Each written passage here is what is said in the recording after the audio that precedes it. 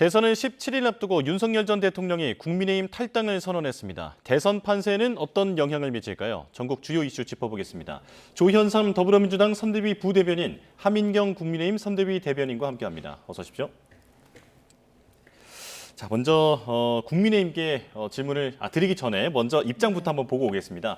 자, 국민의힘 공식 선거운동이 시작되고 이번 주 내내 윤 전 대통령 탈당 문제로 논란이었는데요. 오늘 오전에 윤 전 대통령이 직접 탈당을 선언했습니다. 자, 먼저 양측의 입장 보고 오겠습니다.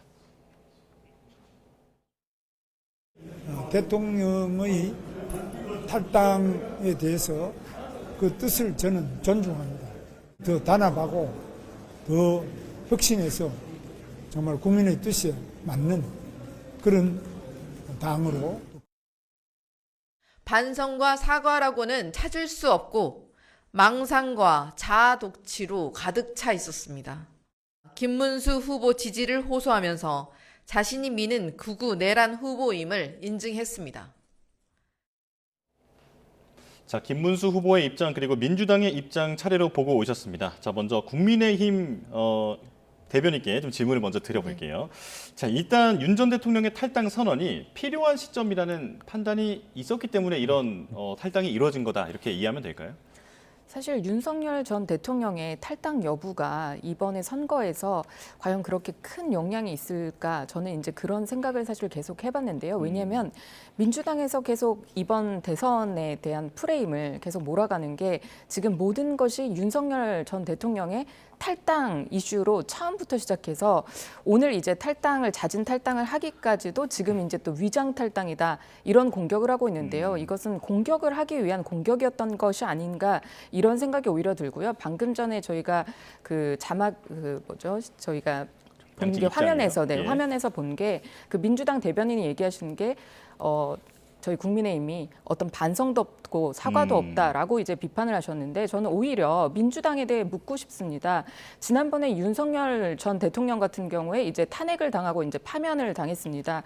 그때 이제 헌법재판소에서 지적을 했던 것이 그 민주당에서 거대 야당으로서 어떤 협치를 했느냐, 이제까지 그냥 줄탄핵에 대한 거, 예산안 단독 이제 통과시킨 것, 이런 부분에 대해서 되게 지적을 많이 했는데, 그런 부분에 대해서 오히려 국민의힘은 사과하고 다 승복을 했습니다. 그럼에도 불구하고 민주당은 지난 3년간 뭐 했는지 묻고 싶고, 어떤 사과와 반성도 없이 지금 이제 치러지는 대선에서도 지금 이재명 후보를 위한 방탄 입법이라든지 여러 가지 사법부에 대한 공격이 상당한데, 이런 부분에 대해서 국민들이 우려하고 있음에도 불구하고 그런 현재나 미래에 대한 얘기를 하는 것이 아니라 계속해서 윤석열 전 대통령 언제까지 이 선거 내내 이제 아마 그런 프레임으로 가져가려고 하는 것이 아닌가, 저는 이런 생각이 들어서 참 우려스럽다 이런 말씀 드리겠습니다. 그러니까 이번 대선에서 주요 이슈가 아닌 게 바로 이제 윤석열 전 대통령의 탈당 입장이다, 뭐 이런 건데, 이것을 가지고 지금 민주당이 공격하고 있다. 그러니까 지금 저희가 17일이 선거가 남았습니다. 내일 이제 TV 토론을 첫 이제 후보들이 해서 경제에 대한 얘기를 저희가 이제 나누게 됩니다. 제가 그런 부분이 저희가 중요하지 않다라고 말씀드린 것이 아니라, 지금 이제 저희가 앞으로 저희가 현재를 함께 해야 될, 그리고 미래를 저희가 맡길 그런 대통령 선거를 저희가 앞두고 나서 민주당에서 계속 지적하는 것은 뭐 윤석열 대통령과 절연을 해야 된다라고 얘기를 해서, 윤석열 전 대통령이 오늘 이제 자진 탈당을 했더니 이제 위장 탈당 쇼다. 더 이상 어떻게 뭘 얘기를 하라고 하는 것이 뭔지 모르겠고요. 그리고 또 표의 유불리에 따라서 뭐 윤석열 전 대통령에게 탈당을 하라 마라 이렇게 얘기를 할 수 있는 그런 상황도 아님에도 불구하고 지금까지 계속 아마 이 선거 내내 끝내 이런 이슈로 이제 매몰시키려고 하는 것이 아닌가, 그런 부분을 저는 지적을 하고 싶었던 겁니다. 네, 민주당의 비판까지 함께 전해주셨는데요. 어떻게 들으셨습니까? 일단 우선 이번 조기 대선이 왜 일어나게 됐는지를 생각을 해봐야겠죠. 많은 국민들 당연히 알고 있습니다. 윤석열 전 대통령이 비상계엄과 내란 행위를 통해서 파면당했기 때문에 발생한 대선이라고 할 수가 있겠죠. 그렇다고 한다면 윤 전 대통령을 빼고는 생각을 할 수가 없습니다. 당연히 이번 대선은 내란 종식과 내란행위에 대한 반성과 사과가 과연 국민의힘에 있는지를 따져 물을 수밖에 없는 선거예요. 그렇다고 한다면 그 부분에 대해서 지적을 하지 않을 수가 없는 부분이라고 할 수가 있겠고요. 윤 전 대통령 탈당과 제명과 관련된 각종 이슈는 민주당이 먼저 내민 게 아니라 이번에 그 김문수 후보가 지명한 김용태 비대위원장의 경우에도 스스로 밝히지 않았겠습니까? 보수가 살 수 있는 길은 윤석열 전 대통령과의 절연이라는 점을 내부적으로도 알고 있기 때문에 그러한 것들이 이슈가 된 것이에요. 그런데 저는 일단 국민의힘 측에서 봤을 때는 과연 이번에 윤 전 대통령이 탈당 선언한 것이 과연 유리해질 수 있을까? 이번 대선 국면에서 저는 아닌 것 같아요. 첫 번째로는 시기적으로도 문제가 많습니다. 만약에 탈당을 할 생각이었으면 조기에 했어야죠. 김문수 후보가 다시 대선 후보로 최종 확정되고 난 그 순간, 그리고 김용태 비대위원장 입에서 윤 전 대통령과의 그런 탈당 얘기가 나왔을 때 그 순간에 했었어야 됩니다. 근데 이미 일주일 동안 탈당 얘기로 모든 이슈가 뒤덮여 버렸죠. 이미 너무 많은 시간이 흘렀습니다. 많은 국민들이 실망을 이미 했던 상황이라고 할 수가 있겠고요. 그 방법도 굉장히 아쉽죠. 사실 이번 헌정 질서를 파괴하고 민생을 파탄낸 윤 전 대통령과의 절연과 탈당 제명 조치는 어떻게 보면 국민의힘이 이번 대선에서 국민들에게 표를 달라고 했을 때 그런 기준점이 될 수 있는 최소한의 도리와 그런 기준점이라고 할 수가 있어요. 예. 그럼에도 불구하고 이것을 제대로 이뤄내지 못하고 김용태 비대위원장 입장에서는 사실상 이것을 탈당 형식이 아니라 김문수 후보도 마찬가지입니다만 이것을 제명하는 형식으로 진행을 했었어야 돼요. 출당 조치를 취하든가 우리 국민의힘은 더 이상 내란 세력과 함께하지 않습니다라는 그런 모습을 보여주기 위해서라면 출당과 제명 조치와 같은 그런 강력한 그런 조치를 취했어야 함에도 불구하고 결과적으로는 일주일 내내 시간을 끌다가 스스로 탈당하는 형식을 취하지 않았겠습니까? 그 과정에서 과연 어떠한 국민들이 납득을 할 수가 있겠습니까? 과연 국민의힘과 윤 전 대통령이 드디어 더 이상 함께하지 않는 것인가? 라고 확답을 할 수가 있을까요? 많은 국민들이 아마 거기에 대해서는 의문을 가질 것이고요. 그렇다고 한다면 시기와 방법 모두 국민의힘 입장에서는 좋은 선택지가 아니었다라는 생각이 듭니다. 예, 지금 부대변인께서는 그러니까 국민의힘 내부에서도 윤 전 대통령과의 절연이 필요하다라고 판단을 하고 있었을 것이다라고 말씀을 해주셨는데, 자, 하지만 지금 윤 전 대통령이 탈당 입장문에서도 김문수 후보를 도와달라. 그리고 여러 의원에게 전화해서도 또 당부를 했다고 하더라고요. 이런 발언은 어떻게 보십니까? 저는 그냥 윤 전 대통령으로서 할 수 있는 정말 그런 최소한의 그런 말씀이었다. 저는 그렇게 생각을 들고요. 지금 말씀을 제가 드리고 싶은 건 계속 현재와 지금 현재 저희가 걷고 있는 이 길과 앞으로 저희가 맡길 길에 대해서 저는 이제 중도층 아직 표심을 정하지 못한 그런 분들에게 말씀을 드리고 싶은 부분이 뭐냐면요. 저희가 윤석열 전 대통령 같은 경우에 계엄으로 인해서 헌법재판소에서 이제 탄핵되고 이제 파면이 됐습니다. 그런 때 민주당에서 많이 이제 공격을 했던 부분이 뭐냐면 아마 보수층에서 들고 일어날 것이다. 진짜 폭동이 일어날 것이다 했는데 모두들 다 받아들였습니다. 어떤 심정으로 받아들였는지는 저희가 말씀드리지 못하겠지만 다 정말 받아들였습니다.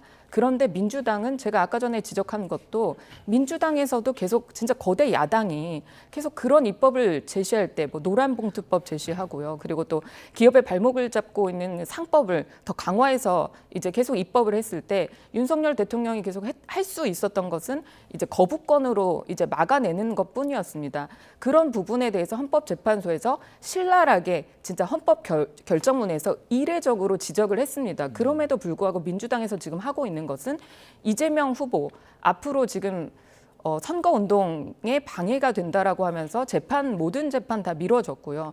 또 형법이라든지 형소법이라든지 뭐 선거법이라든지 다 개정을 해서 앞으로 대통령이 되면 재판받지 않겠다. 이거 정말로 위인설법, 이재명만을 위한 이런 법 개정을 지금 앞에 두고 있는 이런 상황이거든요. 전혀 진짜 반성도 없고 사과도 없습니다. 계속 힘으로 밀어붙이는 이런 거 정말 민주주의에서 있을 수 없는 것이다라고 이제 지적을 많이 하고 국민들이 많이 비판을 했더니 뭐라고 하냐면 이재명 후보께서 나와서 하시는 말이 부러워서 그러는 거다. 이렇게 말씀하시는데 일극 체제 독재 체제가 부러운 것이 아니라 정말로 무서운 것입니다. 저희가 이 무서운 것을 바라보는 것은 그럼 견제와 균형할 수 있는 세력은 단 하나도 없다. 이런 부분을 말씀드리고 싶고요. 지금 입법부 혼자만으로 정말 행정부를 다 마비시키고 줄탄핵으로, 왜냐하면 탄핵을 하기만 하면 그 결과 상관없이 다 정지가 되니, 직무가 정지되기 때문에 입법부만 가지고 행정부를 마비시켰고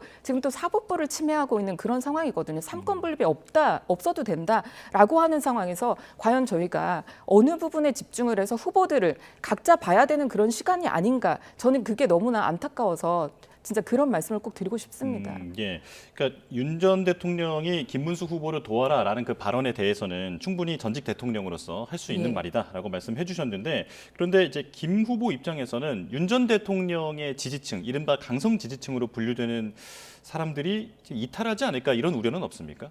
아마 김문수 후보는, 제가 이제 후보님에 대해서는 잘 모르지만 김문수 후보님이 이제까지 살아온 것을 보면 표의 유불리에 따라서 이렇게 결정을 내리고 하실 분이 아니다. 이런 부분은 아마 많은 분들이 공감하실 거라고 생각합니다. 심지어는 민주당의 유시민 그 전 장관까지도 나와서 그 김문수 후보에 대해서 미담을 계속 얘기를 했잖아요.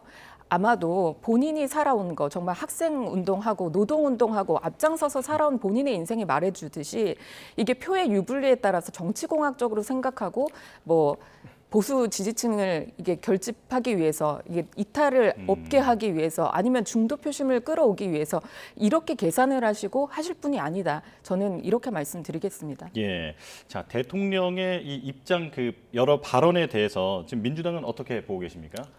우리가 위장탈당이라고 주장을 하고 말을 하는 이유에 대해서는 아마 많은 국민들도 공감을 하실 것 같아요. 사실 이번 메시지도 마찬가지입니다. 윤석열 전 대통령은 그 어떠한 메시지에서도 지난번 본인이 행한 비상계엄과 내란 행위에 대해서 진심인 사과와 반성하는 모습을 전혀 보여주지 않았는데, 이번 메시지도 마찬가지입니다. 본인이 탈당하겠다고 하면서 지금 김문수 후보를 적극적으로 지지하는 그런 발언을 하고 있잖아요. 그런데 사실상 김문수 후보와 윤석열 전 대통령이 과연 다르게 절연하는 그런 모습이라고 많은 사람들이, 국민들이 이해를 할까요? 그렇지 않다고 보여지기 때문에 그 부분을 지적할 수밖에 없습니다.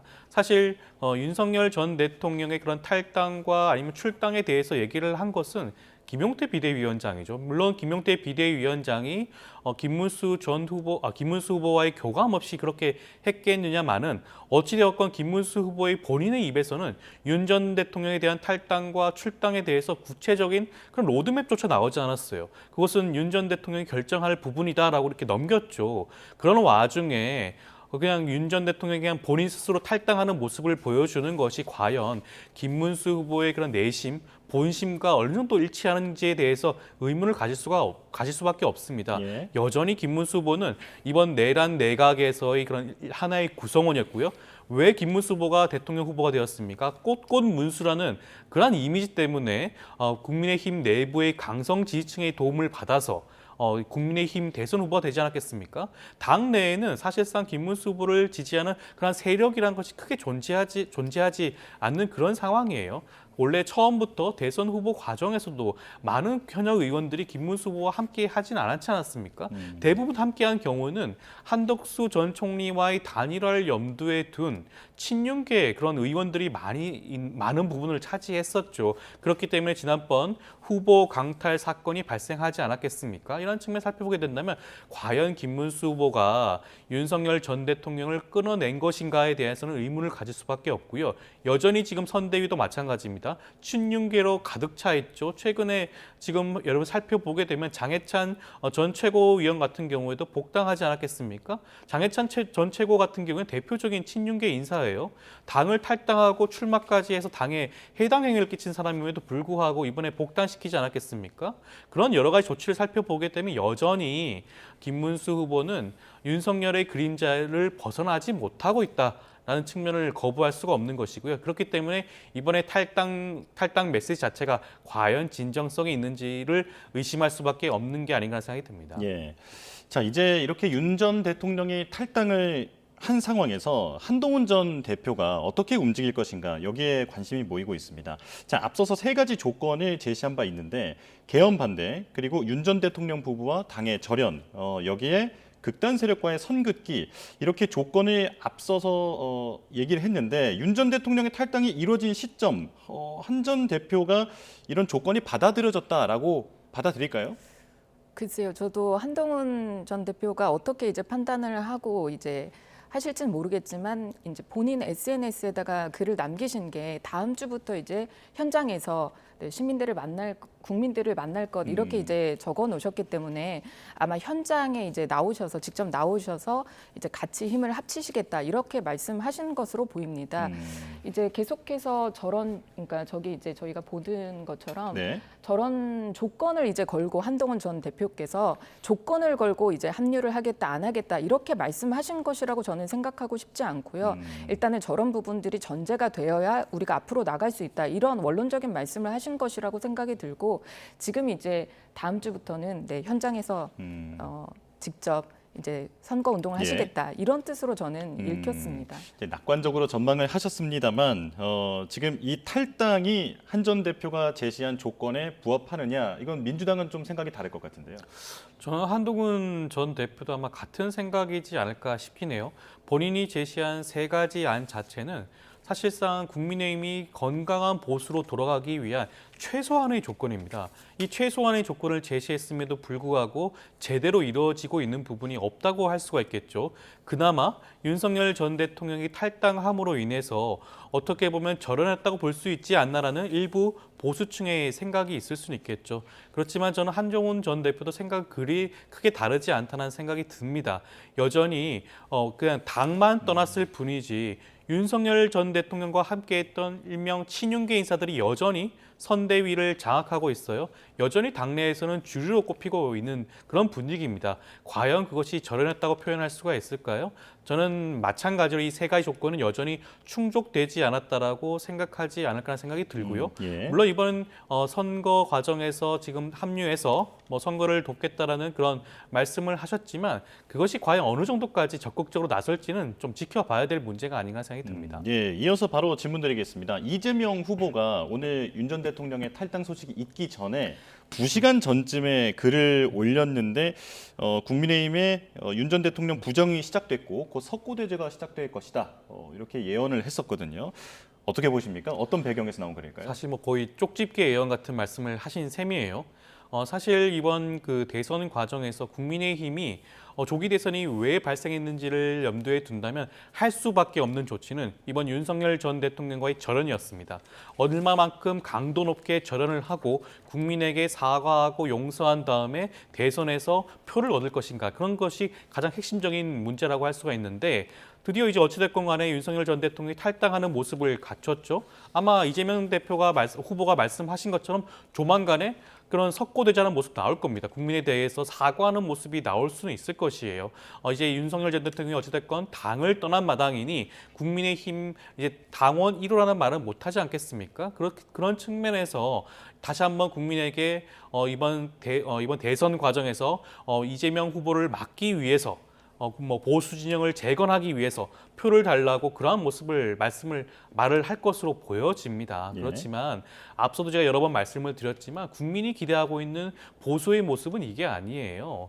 지금 윤석열 전 대통령 관련된 각종 내란 행위에 동조한 세력들과의 완벽한 절연이 중요한 겁니다. 그들과 더 이상 함께하지 않고 그리고 극단적인 그런 보수 세력 있지 않겠습니까? 자유통일당이라든가 이렇게 대표되는 정광훈 목사로 대표되는 이런 세력과의 절연을 하고 그다음에 건전한 보수로 돌아온 다음에 국민 앞에 석고 대절을 해야지만이 국민들이 이제 국민의힘이 달라졌구나라는 생각을 가지고 표를 줄 수가 있겠죠. 하지만 그런 단순하게 이런 그런 형식적인 모습에 한해서만 국민에게 표를 달라고 한들 과연 국민들이 이를 납득을 할지가 의문이지 않을까 생각이 듭니다. 예. 자, 개혁신당 이준석 후보는 윤 전 대통령의 탈당에도 비상계엄의 원죄는 지어지지 않는다라고 비판을 했는데 사실 국민의힘 입장에서는 지금 이준석 후보에게 힘을 합치자라고 계속해서 손을 뻗고 있는 상황인데요. 윤 전 대통령의 탈당이 이준석 후보와의 어떤 협력 계산에서 어떤 변수가 될 거라고 보십니까? 글쎄요, 이준석 후보 같은 경우에도 저희 보수의 가치를 저는 따르는 분이라고 생각을 하고 있고요. 내일 있을 토론회에서도 이재명 후보의 그 포퓰리즘에 대해서 비판을 하겠다 이렇게 이제 공언을 한 바가 있어서 네. 아마 내일 토론회도 이제 기대가 되는 그런 상황입니다. 그렇기 때문에 이준석 후보도 아마 생각은 하고 계실 거다. 저는 그렇게 그냥 내심 이제 좀 의견이 있는 것이 예.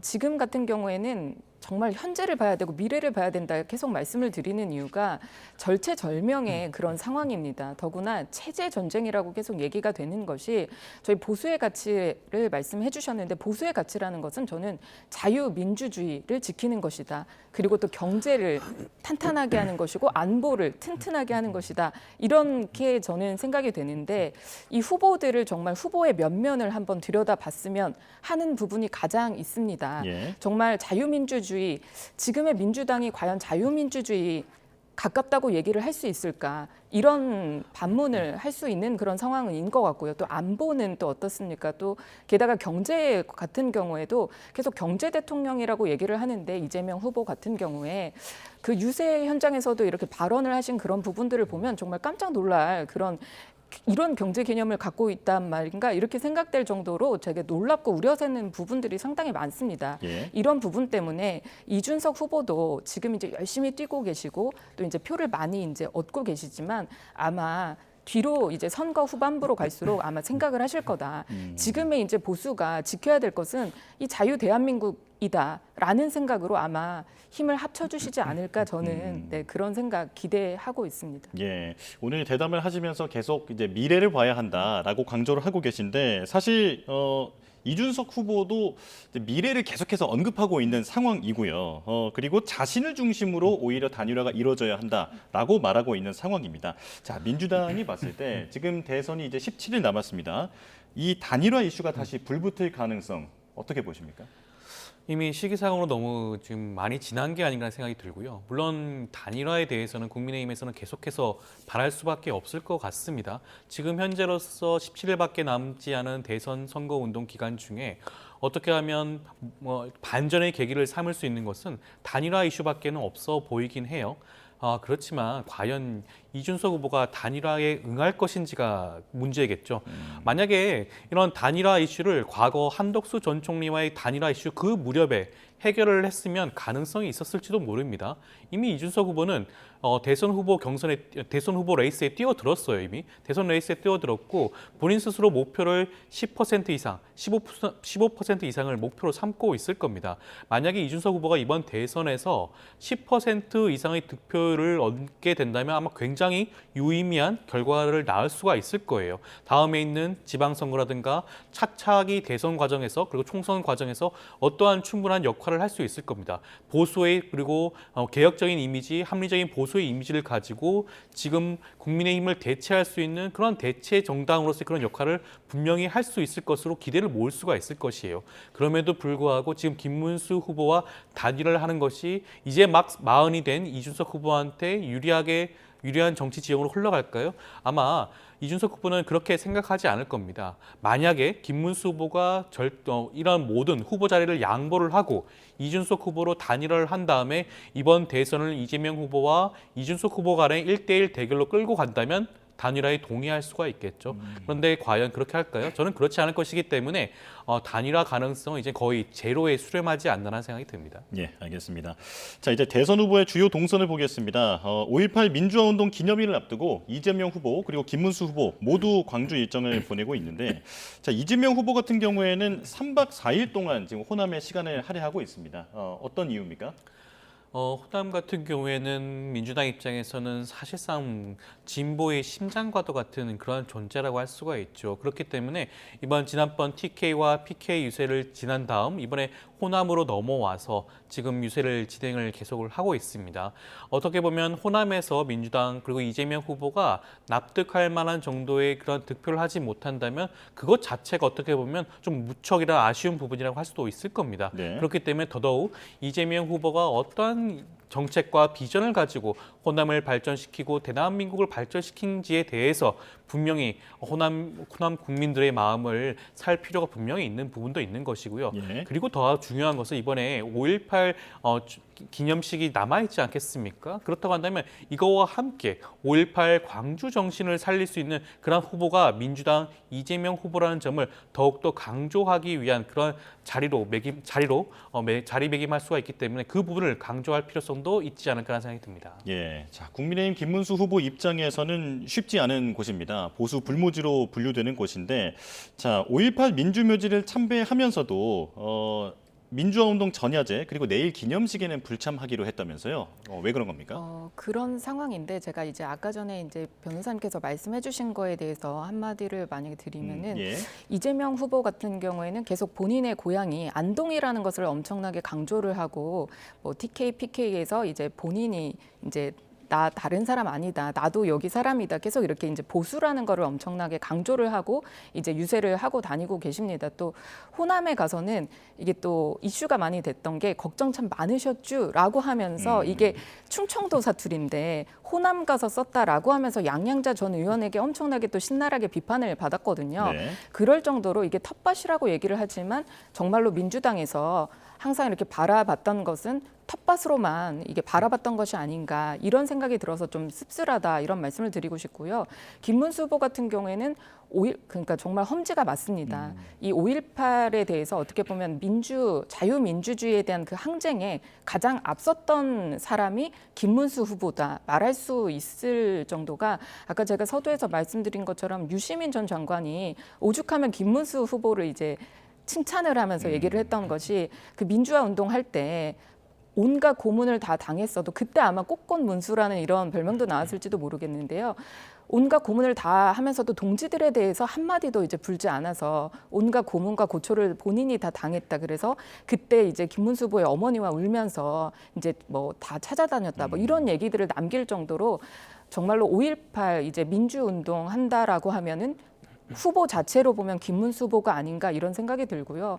또 지금의 민주당 같은 경우에는 정말 입법부, 사법부, 행정부 3권 분립이 필요하지 않다라고 얘기를 하고 있는 상황에서 또 더구나 법이 만약에 바뀐다라고 하면 좋은 방향, 국민께 좋은 방향으로 바뀌어야 되는데 지금의 민주당은 이재명 후보가 나중에 대통령이 돼서 방탄한다라는 이거 오명을 쓰지 않도록 지금 어떻게든 비난과 이런 우려 다 불식시키고 지금 이제 법을 바꾸겠다라고 얘기를 할 만큼 정말 이게 이 헌법이라는 가치, 우리 자유민주주의의 가치를 다시 한번 돌아보게 하는 지금의 상황이 아닌가 싶고 또 그런 만큼 김문수 또 후보께서는 당연히 본인이 이제 그 교도소에 있었었고 또 정말 다 동지들입니다. 그럼에도 불구하고 또 국민 분열이나 이런 부분 또 하고 싶지 않으셔서 아마 그런 결정을 내리신 걸로 제가 들었는데요. 예.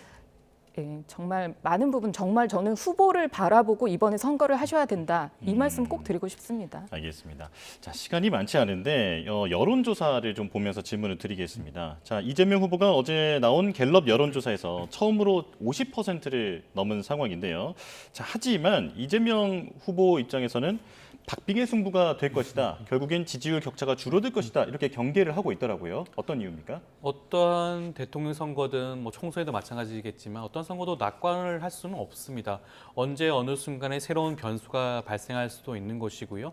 어떠한 특정 후보가 어떠한 계기로 다시 한번 반전의 계기를 삼을 수도 있는 부분이기도 합니다. 그런 측면에서는 물론 지금 여러 여론조사에서 이재명 후보가 압도적인 1등을 달리고 있죠. 그리고 2위 후보인 김문수 후보와의 격차도 벌어지고 있는 추세긴 합니다. 물론 여론조사라는 게 추세성이 굉장히 중요하고 그것을 따져보게 된다면 이재명 후보가 굉장히 낙관할 수도 있는 그런 분위기라고 할 수도 있겠지만 절대 선거라는 것은 그런 것들을 단정하고 결론을 미리 지어놓은 다음에 선거에 임할 수는 없겠죠. 지금 이 순간에도 사실상 민주당 내부에서 각종 어떻게 보면 실화 같은 것들이 나올 수가 있습니다. 그런 부분들을 철저하게 통제하고 관리할 필요성도 분명히 있어요.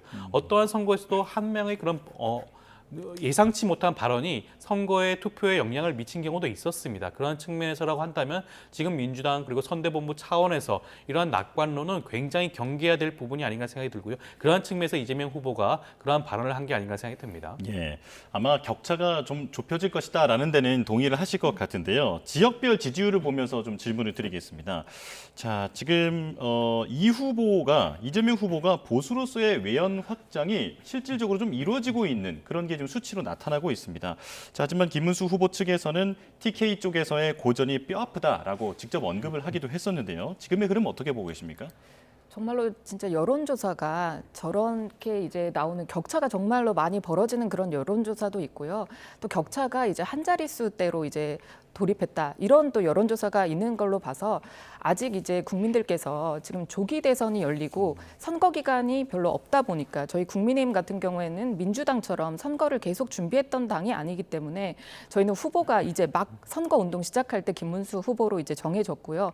단일화도 아마 선거 과정 진짜 며칠 남지 않은 이 선거 과정에서 이루어내야 될 그런 짧은 시간입니다. 그렇기 때문에 아마 이제 지지율 같은 경우에 그러니까 여론조사 같은 경우에 저희가 선거 초반이기 때문에 이런 여론조사 격차가 많이 벌어지는 그런 여론조사도 있고 그러니까 마음을 다 결정하지 못하신 것 같아요.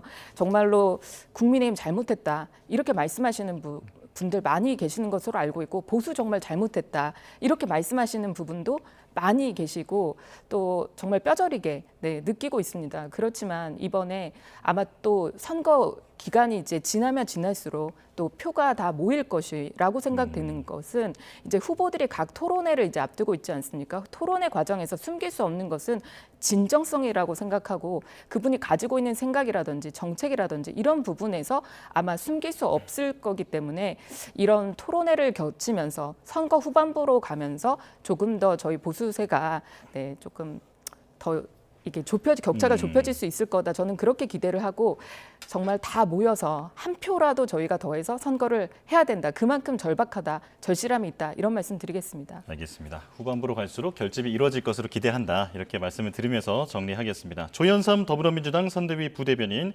하민경 국민의힘 선대위 대변인과 이야기 나눠봤습니다. 고맙습니다.